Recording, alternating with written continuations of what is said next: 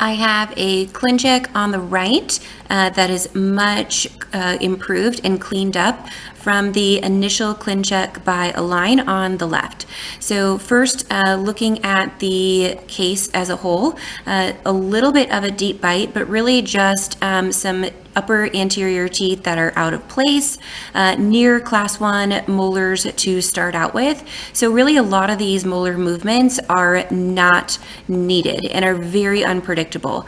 Moving second molars, even with an attachment, with clear aligners and even with fixed orthodontics, is very unpredictable to do and not the goal of the case for this patient that is far past a teenager.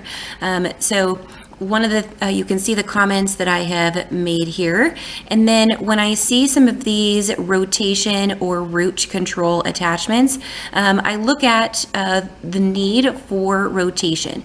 So these premolars, to begin with, look like they are in a perfectly acceptable orientation. So instead of twisting them, I'd rather spend more of the effort making sure that the lower anterior teeth get turned and not have any of these distracting movements. So you can see another comment that I made to the CAD designers regarding the rotation.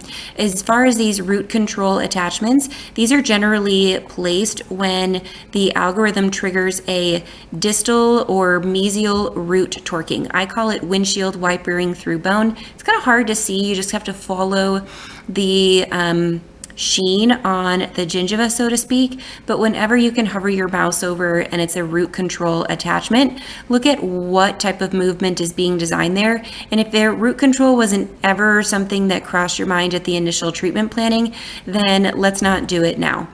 So whenever I see that on a couple of teeth, I just ask to eliminate it on all of them, because sometimes it can be programmed into these lower premolars or even upper premolars, and it just didn't get that attachment. So instead, I would like to add retention attachments on every premolar I can.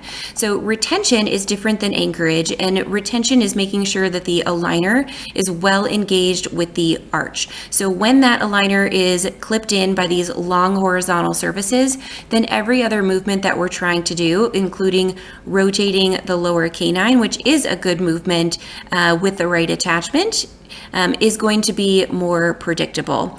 I added lower IPR because I wanted to be mindful of this patient's buccal bone, as it is an adult with already some recession, and I wanted to make sure we finished with a bigger overjet. This isn't bad, however, if we don't have the right attachments to help ensure that the lower anterior teeth are going to intrude and the uppers are going to intrude, because those are pushing up against bone, then you are likely going to finish with an anterior interference.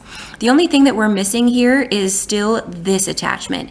So this attachment is appropriate to try to get this root to move towards the mesial. Now on a central that's going to be a part of the patient's smile, that makes a lot of sense. On a canine that really just needs to move buccal or lingual, we don't need to do that nearly as much. So I'm going to request to get that attachment back. Otherwise, this type of movement by itself without any other attachment is going to be difficult to achieve. Thanks so much.